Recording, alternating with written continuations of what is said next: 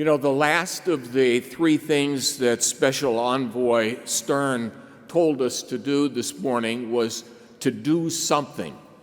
And this, I know, is a room full of upstanders. One of the great things about the conference is that it does bring together people who are doing things and gives us the chance to see what they are doing and whether any of their ideas might be transportable to our own home communities. I'm going to quickly introduce the members of the panel. Jay Jacobson is a professor emeritus of medicine at the University of Utah. He is here for the second year in a row with a sizable delegation from Salt Lake City, and he's going to talk about some of the things that they have done there. Michael and Nolan Greenwald are from Palm Beach. They are the co-founders of the Palm Beach Synagogue Summit, which they are going to discuss. Ellen Gustafson is here to speak about efforts being undertaken in a different kind of community, one that is not bounded geographically. She is here as the co-founder and co-executive director of We the Veterans. And Michelle Lehman is the co-founder of Violence Prevention Network USA, and she is actually transporting from the other side of the Atlantic a program that has been effective there into the United States. Now, in terms of the directive, do something, we've got to do something else because we're so far behind schedule. The secretary has a hard stop. Michael and Nolan have a hard stop. Everybody's got planes to catch. So we're going to start with this panel. We're going to break at an appropriate time and let Secretary Mayorkas address us. And then we're going to resume our presentation. And we're going to start with Michael and Nolan Greenwald, special guests from Palm Beach. Thank you. It's a great honor and pleasure to be here, and congratulations to the organizers. It's a pleasure for us. When we moved to Palm Beach before COVID, we met with our rabbi at Palm Beach Synagogue, and we asked our rabbi, what keeps you up at night? And the rising tide of anti-Semitism that was really evident to both of us in our community, it was rising. It was something that we had seen over the years in different communities in Philadelphia, in Boston, where I'm from, and we are doers.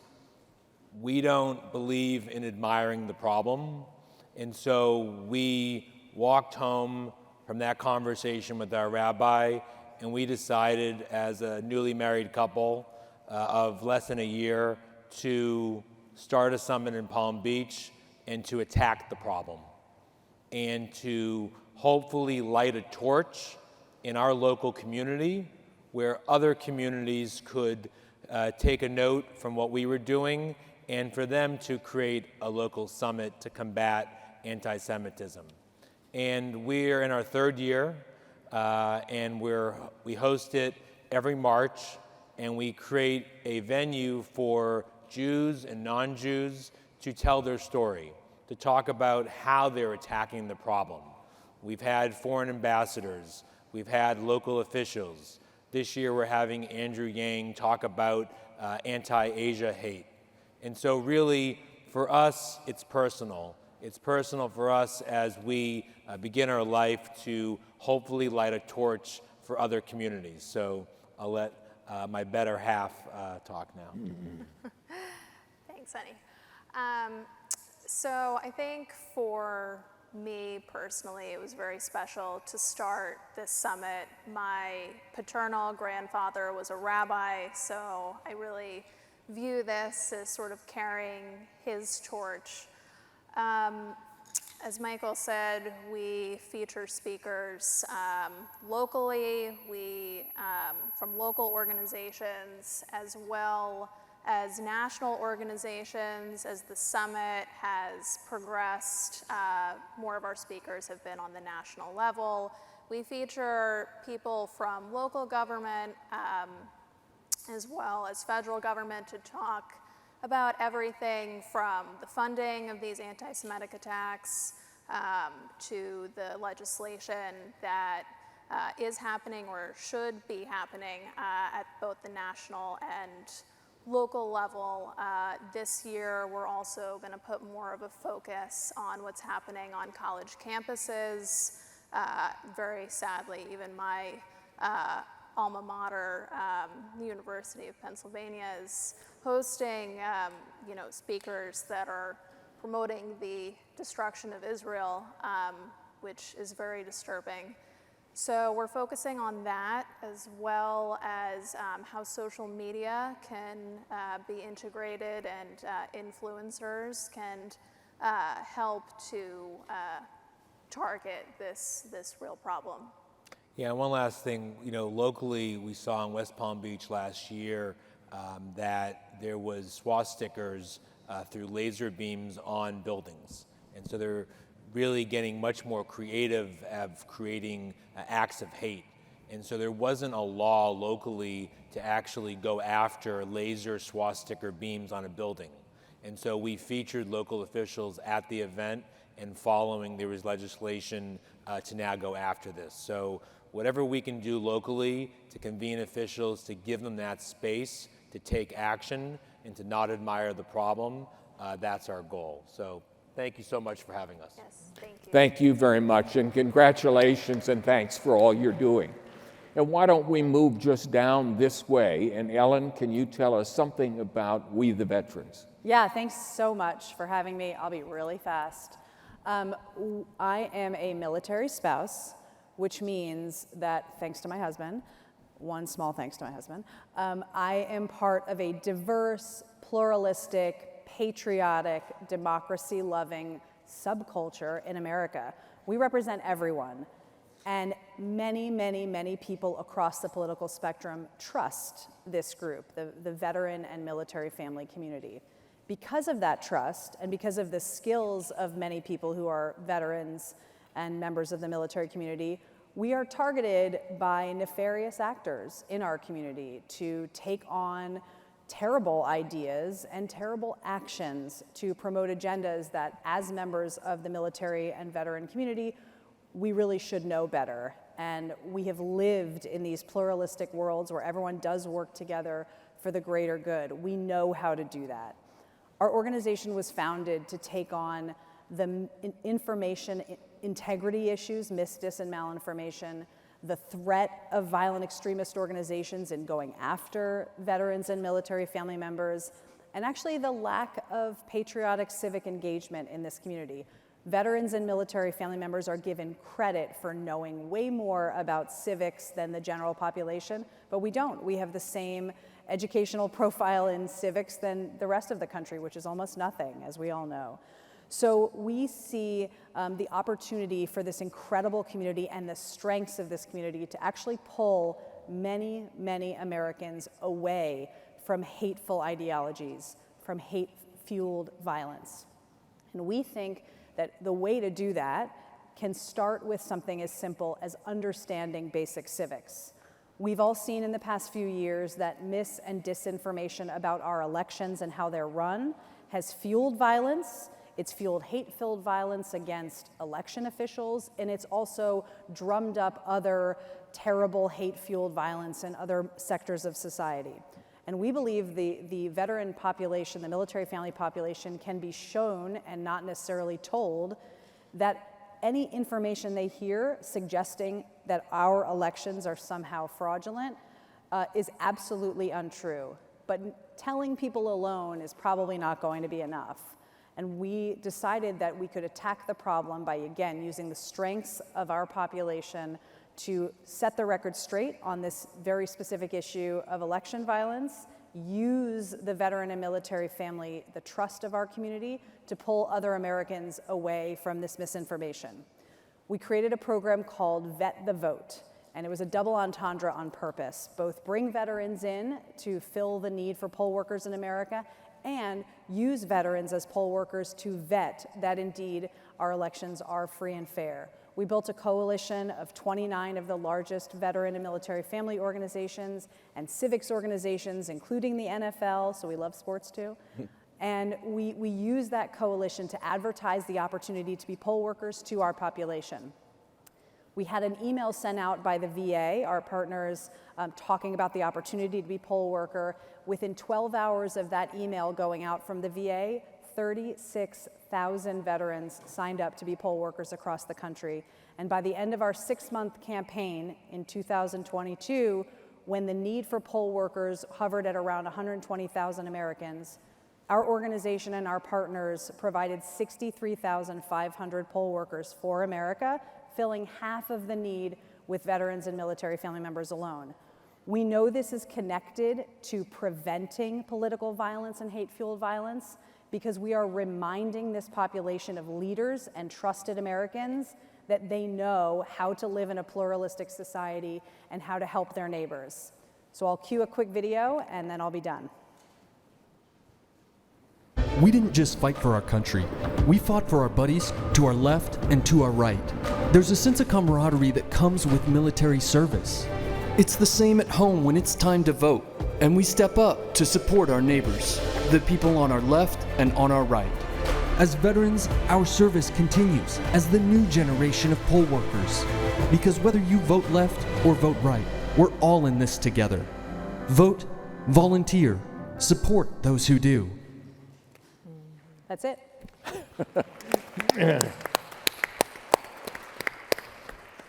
She says that's it rather casually, but the numbers are staggering, aren't they?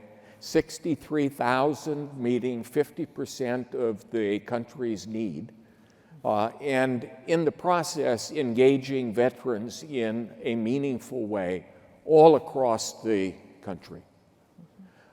Michelle, do you want to take a few minutes and talk to us about your initiative? Thank you. I'm the co-founder of Violence Prevention Network in the U.S. This is an organization that just got started in Pittsburgh, right here, last year. But it's also an organization that has a 20-year history in Germany. In Germany, we work directly with violent extremists. Our motto is, we talk to extremists, not about them, except for here at the Eradicate Hate Summit. Over the last 20 years, we've worked with over 2,000 violent extremists, both far-right and Islamist.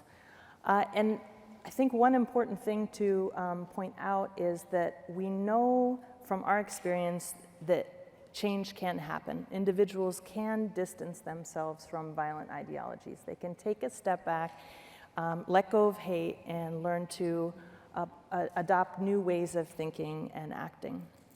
And so when we looked at the US context and thought, is there something that we could bring here? We looked at the ecosystem and we saw, we really identified a gap, which we thought. There's so many incredible actors that work with individuals who already have the intrinsic motivation to leave violent extremism behind. And there's a number of actors that work within law enforcement and intelligence services to identify individuals when there's imminent harm. And where we felt that we could fill a gap was, what happens when you have a neighbor that is expressing ideas that are not just hateful, but make you a little bit alarmed and concerned? Where do you turn to? And this is where we hope that the Restore Project can build a network right here in Pennsylvania. Just this Monday, we've completed a training of a dozen individuals from across Pennsylvania in different professional roles. Our hunch was that across the state, there are individuals who are already, as a result of their personal or their professional context, there are individuals who are already in touch with folks who might be either vulnerable to or already committed to violent ideologies.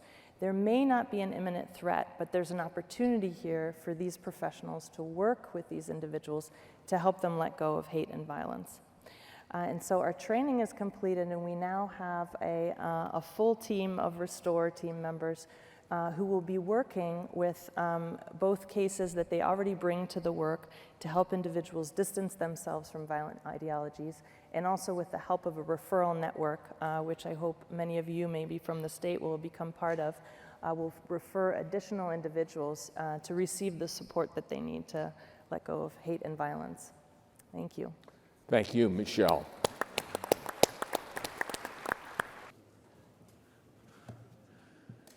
Thank you very much for regrouping. And now, as promised, we're going to finish off the dazzling panel presentation that was started before the secretary spoke. And I earlier had said that Dr. J. Jacobson is here with an enthusiastic delegation from Salt Lake City, and we can hear some of them. You should look in the direction of that noise because they are a good group and they have a wide range of expertise and interest, and part of the value of the summit is people connecting. And so one of our mottos for the day will be connect with Salt Lake City. Let me then invite Dr. J. Jacobson to the podium. Thank you so much, Mark. Thank you, Mark. Thank you all for waiting patiently. I have to tell you, some of us can be happy about a delay in a speaking schedule. The last thing you ever want to be is the speaker who stands between the audience and lunch. And so I'm good with that. The other thing that I will just share with you is by way of introduction of myself. I am an emeritus professor of infectious disease. That's been my career. We work on epidemics. We go toward them, not away from them. But this morning, when I heard Mark say that with his very impressive panel and a short time to speak, his heart skipped a beat, I actually wished I'd been a cardiologist. Anyway, it's very, very good to be with you, and if we could have my first slide, let's see. We are the Community Partners Against Hate, and as Mark said, a very diverse group of people from Salt Lake City. Next slide, please. Whoops, sorry. I have several objectives for you today. I think you can see them on the screen. Just to help you understand my own story, the origin of why I'm involved with this, you already know that I'm an infectious disease physician, and just like to a hammer, everything looks like a nail. For us, everything that seems communicable seems to be an infection. So that includes things like emotions, like fear, anxiety, and certainly hate. It even includes things like conspiracy theory, which while we might not describe them as infections, they're clearly communicable. You use the word spread, we use the word transmission. So I'm going to ask you to do a couple of thought experiments with me today. As I proceed, I'm going to show you some excerpts from our Salt Lake City newspapers. That's how they learn about our organization and about the phenomenon of hate and what I'll call the epidemic of hate in the United States. Last night, I heard Mark refer to a comment that Laura made describing hate in the world currently as a plague. I just share with you that from an infectious disease perspective, that's very real for us. We still have plague in the United States in the Southwest, but we don't have epidemics of plague, and it's because we understand it and we know what to do about controlling it. The other thing that I heard was the phrase, eradicate hate, and I want to give you a notion of hope for a moment. In the world, there are currently 2 diseases that we have virtually or actually eradicated. One of them is smallpox, and the other one about to be eradicated is polio. What it took to accomplish that is exactly what it will take to accomplish what we're here to do. It takes a huge amount of knowledge and understanding of the complex problem that we're facing. It takes lots of money, and it takes political will. And with that combination, I think if we could conquer smallpox, it's conceivable that we will at least begin to reduce and someday perhaps eliminate and conceivably eradicate hate. The idea of telling you about our origin for me is very personal. So I'm an infectious disease physician who, when I hear you use the phrases stand up and speak out, or see something, say something, what that reminds me of is the imperative in my field to report incidents of infectious disease, to alert other physicians and the community of the threat that they pose so that we can take the steps to begin to interfere, to respond, and eventually to manage that outbreak. I'm going to tell you a story now about one of my heroes. I mentioned wanting to be a cardiologist to help Mark. When I say to you that I see the world through a different lens and in a different way, who could be better to be my hero than an ophthalmologist? So I will share with you a detail or two about the young man whose picture you see. His name is Dr. Li Wenliang. He was a 33-year-old Chinese eye doctor who texted a warning on December 31st about the coronavirus outbreak. He texted it to his professional colleagues, to all of his medical classmates, and he did that before this outbreak was officially recognized. His text circulated widely, ultimately to thousands of people in China and eventually to physicians like myself in the United States. He was admonished by his government for spreading rumors. He signed a promise to desist, but he continued to work, and at work he saw a patient who later developed COVID.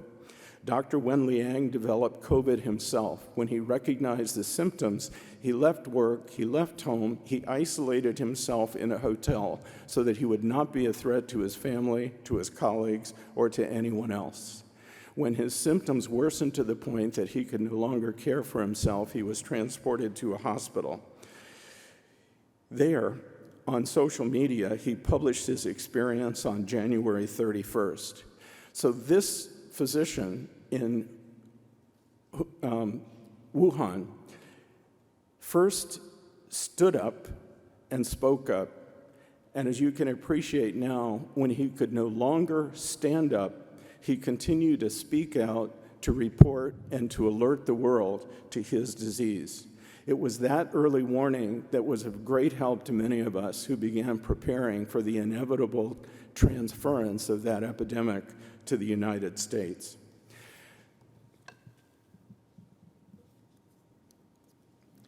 The thought experiment I'd like you to do here is I've already shared some synonyms with you, words that we use in my field for words that you commonly use in yours. And I'll just give you a minute to look over those words. And the thought experiment is think about how these apply to an individual who we could say is infected with the agent of hatred. I highlighted in red some of them that I think would occur to you quickly. We think of the route of transmission, and in my field we think about, for example, person to person, which is very applicable here. But as we've been learning at the summit, certainly the use of the internet and social media augments and amplifies transmission. I won't detail risk factors, but the social scientists often talk about offenders in just those terms. Think about the idea of being male, being isolated, being the product of a difficult childhood, of really being, and I heard these words today, poisoned or intoxicated by misinformation on social media. And the rest of them I think you can think about and apply yourselves. Read for a moment, please. I won't speak. The way our public learned our origin story just recently in our newspaper of record, the Salt Lake Tribune.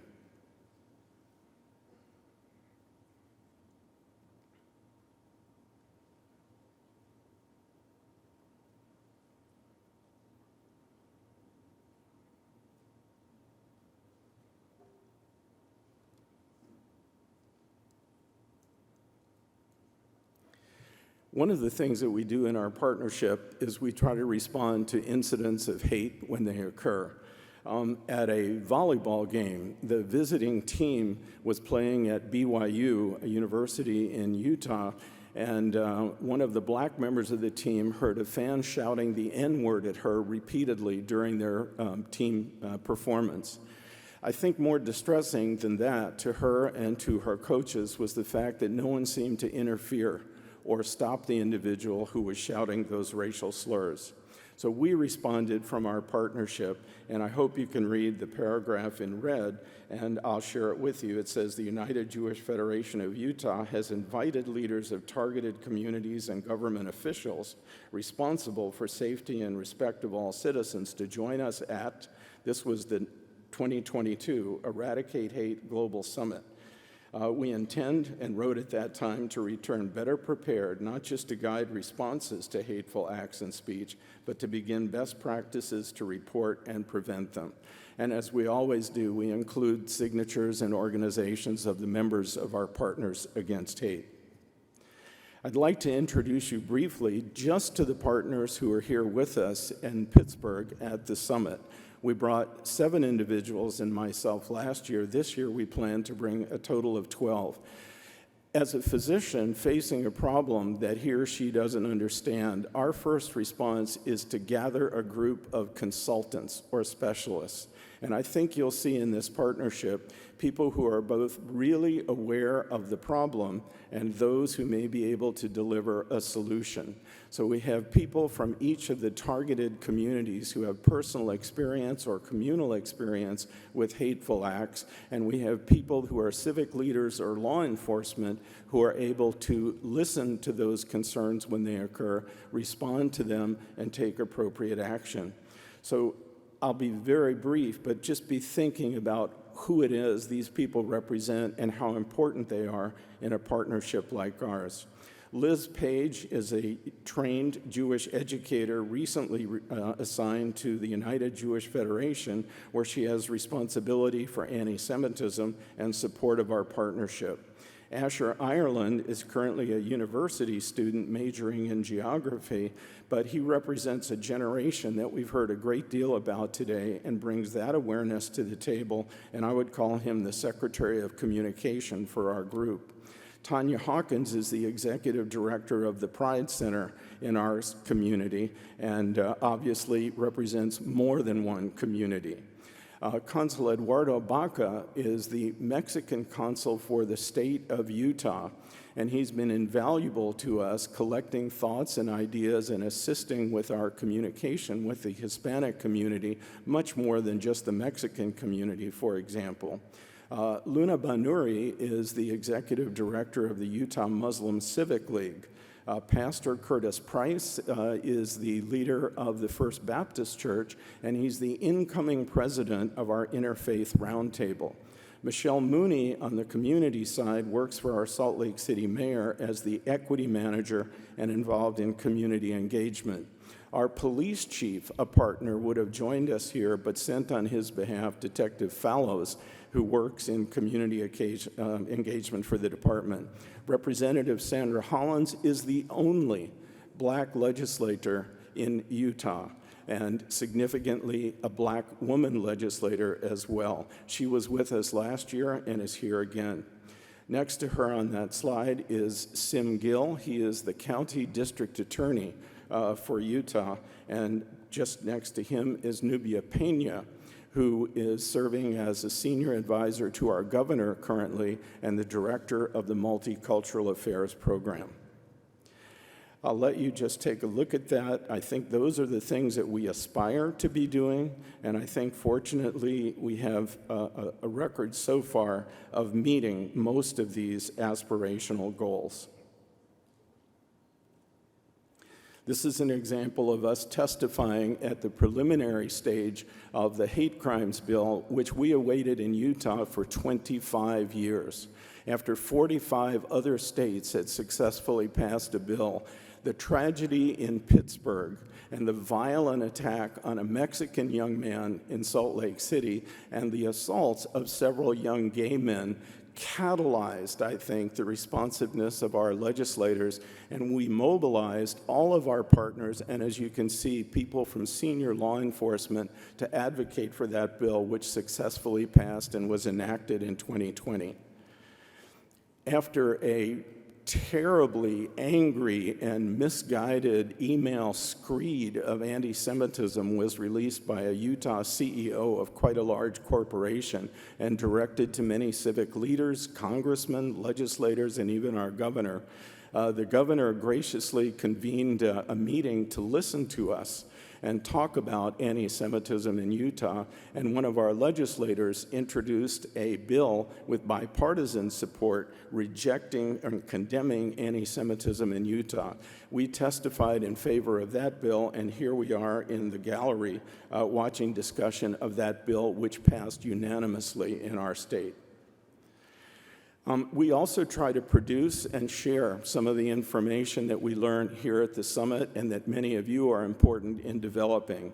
So I've used this phrase before, speak up and stand up, and you can see the subtitle, Recognize, Respond, and Report. Report is one of the most important aspects of this for me, and what you can see is we share data with the Utah community that you see here about the national incidence of hate incidents, but also the way it affects us in Utah. Here I think you can see affirmed the support that we have from our mayor, from our police chief, and from the county attorney that I alluded to earlier. Among other information we provide in the booklet is, of course, clear instructions about exactly where and to whom people need to report hate incidents and hate crimes. Incidentally, we have 4,000 copies of that booklet prepared and have begun their distribution to city and county libraries, to all of the members of our partnerships and the communities they serve. And with Council Baca's help, we've translated this into Spanish, our most significant minority in Salt Lake City, so we hope to have that in their hands as well. I won't repeat what's on the slide. I think you can appreciate that where we have struggled or failed, I think is not unique to us, but we're particularly proud of our accomplishments. In addition to producing that booklet that's informative, we also have just completed the production of a PSA, which we hope signals to our community the preparedness of our leaders, law enforcement, and each other to respond to hateful incidents and to support each other in the act of preventing the rising tide or epidemic of hatred that affects all of us. If we can go on to see the next video, that would be great. In Salt Lake City, we are taking a stand against hate and standing for inclusion, for acceptance, civility, and unity. We take a stand against bias, bigotry, prejudice, violence, intimidation, and hate of any kind. We are speaking up in support of reporting acts of hatred and are committed committed to supporting survivors and providing resources for enforcement in all of our Salt Lake communities. We are standing up for your future. In the future of our children. so that no one is the victim of hate. and everyone's safe, welcomed, and free to be who they are. because we are all Salt Lakers. Because we are all Salt Lakers. And taking a stand is what we do.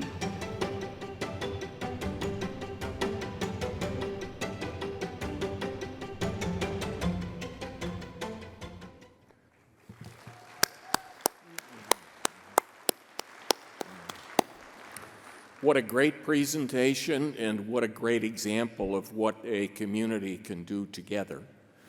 There's a roadmap in Salt Lake City that might be adaptable to your own community, and now you know about it, and now you know from whom you can get more information, any of the enthusiastic members of the Salt Lake City delegation. Thanks, and we'll now move on with the afternoon program, and thank you, Dr. Jacobson.